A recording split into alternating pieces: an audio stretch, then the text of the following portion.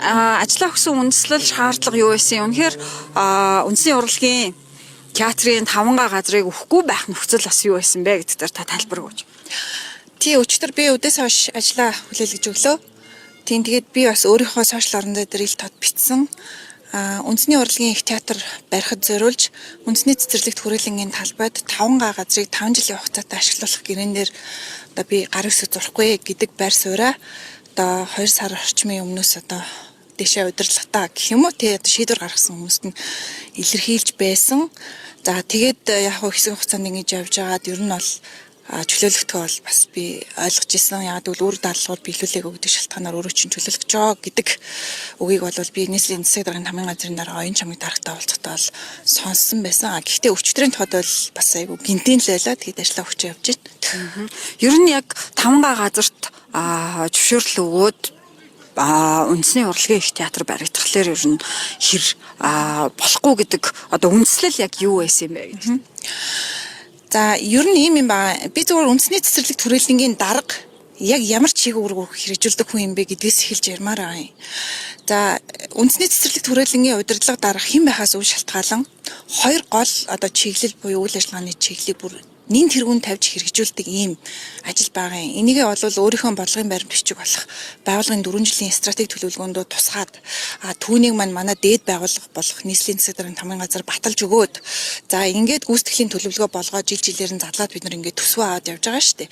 За энэ 2 гол чиглэл нь юу юм бэ гэхээр нэгдүгээрт нь ундны усны их үүсвэр бүхий энэ газар дээр одоо экологийн одоо ногоон байгууламж бий болгож хөрсийг хамгаалах, усны хүсрийг хамгаалах юм үйлчлэл явуулна. Нэгдүгээрт нь, хоёрдугаарт нь энэ ногоон байгууламжаа түшиглээд иргэд олон нийт чөлөөтэй амрах тийм орчныг бүрдүүлнэ гэсэн маш тодорхой 2 үйл ажиллагаа. Гэтэл энэ одоо үйл ажиллагаа явуулаа гэж томилсон хэрнээ үүнийх нь одоо эсрэг үйл ажиллагаа хийхийг одоо шаардаад байдаг ч юм уу, шахаад байдаг ийм юмыг бол би зөксгүй гэж үзэж байгаа. За энэ 5 гагийн тухайд бол 2025 оны 10 сард гарсан шийдвэр. За тэгээд би одоо хамгийн их эмзэглээд энд эсэргүүцээ дургуйслаа илэрхийлээд байгаа юм юу вэ гэхлээр ундны усны их үүсвэр бүхий энэ онцгой газар яагаад барилга барих энэ одоо түүхийг эхлүүлэх гээд байгаа юм бэ гэдэг нэг тийм одоо талаас нь би харж байгаа. Яг одоогийн байдлаар зүгээр эрх зүйн талаас нь харах юм бол хууль зөрчиггүй гэж харагдана. 2025 оны за 7 сарын 9-нд илүү одоо усны тухай хуулинд орсон нэмэлт өөрчлөлтөөр усны тухай хуулийн 22-ийн 1 дээр байдаг санагдаж байна. Энэ одоо усны онцгой хамгаалтын бүсэд төр хувийн хвшлийн түншлэлийн 5-1-ийн 8-д заасан барилга байгууламжийг барьж болно гэж заадаг гэсэн. Тэр нь юу вэ гэхээр төрийн үйлчлэгээний барилга байгууламж.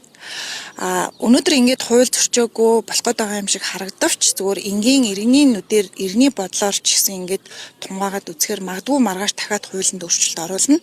Биднэрт цор ганц байгаа ийм том талбайтай одоо голын айс савд байрладаг ундны усны нөөцлөмөнд байдаг энэ чухал хүрээлэн маань нэг л өдөр одоо өстой нөгөө миний хэлж байгаагаар бетонны ширэнг болох вэ, битүү орон сууц болох вэ, битүү барилга болох вэ гэдэг тийм эмзэглэл байгаа. Тэр нь хинч баталгаа өгөхгүй байгаа хгүй хамгийн гол нь. Тэгээд дээр нь энэ шийдвэр маань гарахаасаа өмнө усны салбарын судлаачид эрдэмтдийн одоо дуу хоолойг сонсох боломж жолгоогүй гэж би харж байгаа. Болно гэж зүтгээд байгаа юм бол яагаад болно гэж байгаагаа одоо шинжлэх ухааны талаас нь тайлбарлаагүй. Одоо усан дуустан гэдэг байгаа юм уу, нөөцгүй болцсон гэдэг байгаа юм уу? Эсвэл болохгүй болвол болохгүй гэдгийг нь одоо бас яагаад хэлэхгүй байгаа юм бэ? За дээр нь цэцэрлэгт хүрээлэнд ганцхан цэцэрлэгт хүрээлэн гэдэг байгууллага үйл ажиллагаа явуулдаггүй. Хоорондоо уялдаа холбоо бүхий 3-4 байгууллага туулгалын айс авыг хариуцсаны газар байна. Ундны усны түгээл тангамжийг хариуцсан ус өвгийн удирдах газар гэдэг бас нэг газар байна. За тэр ундны усны хамгаалалт одоо жинхэнэ аюулгүй байдлыг нь хангаж байгаа дотоодын цэргийн 805 дугаар анги гэдэг анги байна. Энэ байгууллагууд тэгвэл яг юу хийсэн юм бэ? Ямар байр суурьтай байсан юм бэ гэдэг бас тодорхойгүй. Тэгэхээр төрлөд гарсан энэ шийдвэр одоо бас ямар эрсдэлд хүрч болох вэ гэдэг энэ асуудалд би олон нийтийг анхаарал хандуулаасай л гэж хүсэж байгаа. Их том талбайтай шүү дээ. Тэгээ 5 гааг нь өгчөж болохгүй мó гэж ер нь яг 5 гаа юм уу гэдэг.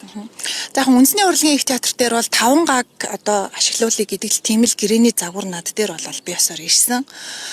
Гэхдээ эн чинь нийслэлийн иргэдийн төлөөлөгчдийн хурлын шийдвэр болж гарахдаа соёлын бүтээн байгуулалт болон хөгжлийн төсөөлөх хөтөлбөр хэрэгжүүлэхэд зориулж 40 га гэдэг шийдвэр гарсан байхгүй юу. Тийм энэ угаасаа нээлттэй шүү дээ. Одоо тэр шийдвэр нийслэлийн иргэдийн хурлын шийдвэрийг олоод харах юм бол хэнд ч нээлттэй юм чинь. Тэгэхээр нийтдээ бол энэ бүтээн байгуулалтанд 2 бүтээн байгуулалтанд зориулаад 40 га гэж ойлгож болно. Тий.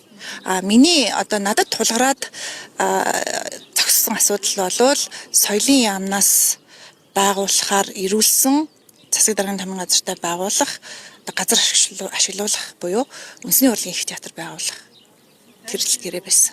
Тэгвэл Монгол Улсын иргэний хувьд та яг энэ газар дээр бүтээн байгуулалт хийя гэхлээр бас улс хөгжих ёстой нэг үндэсний урлагийн театртай байх хэрэгтэй. Гэхдээ зэрний заавал үндэсний одоо цэцэрлэг түрээлэндээ ингэж жишээ нь та энэ жил ямар ажлууд төлөвлөсөн байсан. Ерөн зөвөр Монгол хүнийхээ хувьд энэ үндэсний цэцэрлэг түрээлэн хинд ер нь яг ямар өгөөчтэй байт юм бэ гэдэг. Ер нь ингийн одоо хинт ч ойлгомжтой нэг асуудалтай бид нар бүгдээрээ нүр тулцсан байгаа гэж би ойлгож байна. Одоо энийг замраагүй төлөвлөлт хийчээд энэ дундуураа яаж ногоон байгууламж хийх вэ? Яаж байгальд ойрхон байх вэ гэдэг асуудал чинь одоо дарга удирдлагуудын хувьд одоо эгэл жирийн ажилчдын бидний хувьд ч гэсэн одоо бас л айгүй том бэрхшээл болж шít. Гэтэл билээхэн төдийгөөс өдөө хүртэл аваад үлдсэн энэ сайхан том ногоон байгууламжаа яагаад ингэ заавал барилга барина гэж яриад байгаа нь бас жоохон таалагдахгүй л байгаа надаа бол тийм энгийн одоо хүний одоо нүдээр харахад мэдээж хэрэг соёлын бүтээн байгуулалт Монгол улс сайхан театртай болох соёлын соёл одоо урлагаа үр хойштоо өвлүүлэх тэр хөгжил твшлийн асуудлыг бол бид нар дэмжиж байгаа. Зөв газрын байршлал биш л гэж яриад байгаа байхгүй юу? Энийг яагаад шийдвэрээ эргэж харж болохгүй юм бэ? Эргэж хараач ээ. Байршлын өөрчлөлт өгчөөч ээ л гэдэг. Тийм миний.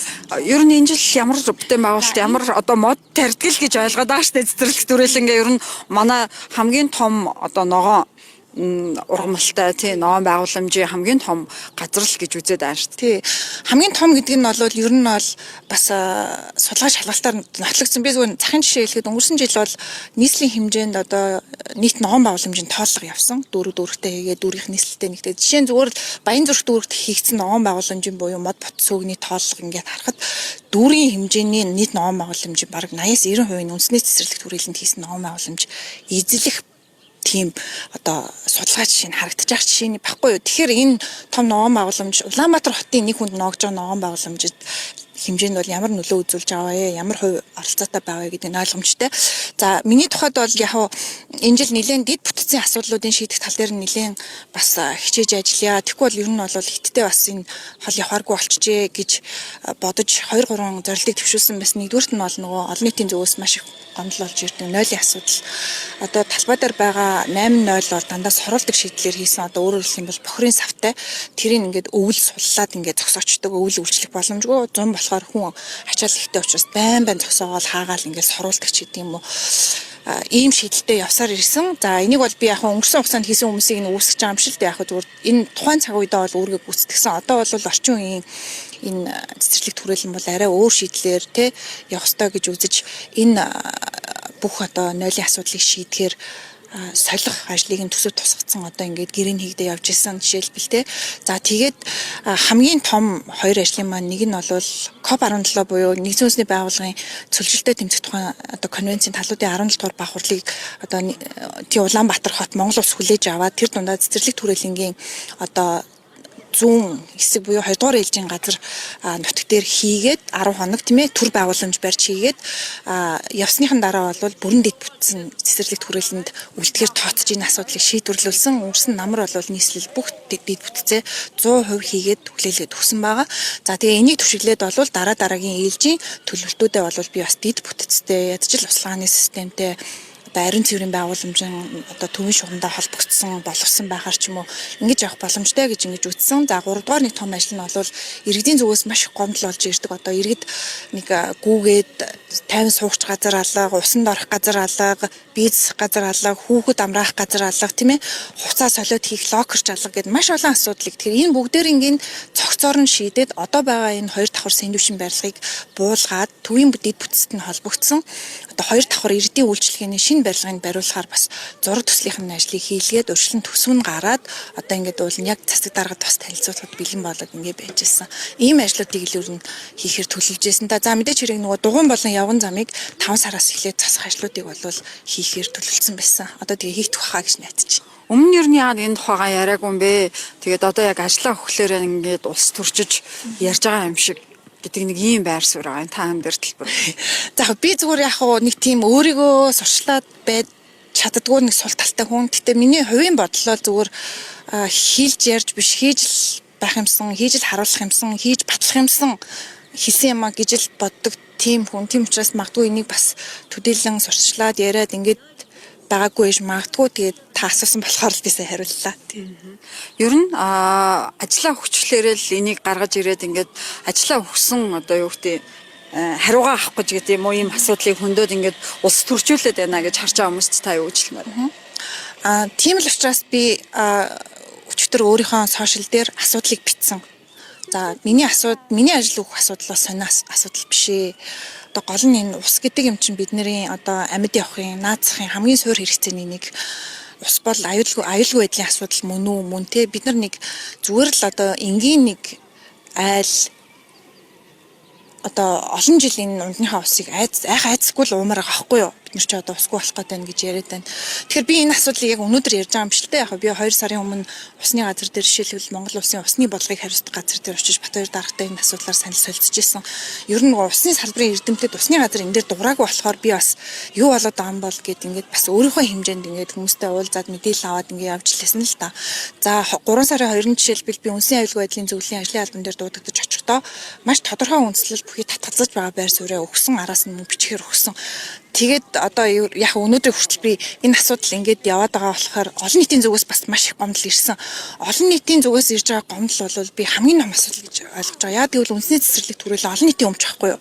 Олон нийтийг төлөөсөн, одоо өмчлөгчийг төлөөсөн одоо хүмүүс нь нийслэлийн эрдэнэ төлөөлөгчний хурал одоо субъект нь. Тэгэхээр би олон нийтийн энэ эсэргүүцэл ингээд байнгын гараад байгаа учраас эрх баригчд маань, шийдвэр гаргагчд маань энэ асуудлыг хизээ нэгэн цагт эргэж харах байхаа, буцах байхаа ч гэдэг юм уу, тийм бас нэг горилго ч гэдэг юм уу, юм бас тэгэл яваад лсэн л та.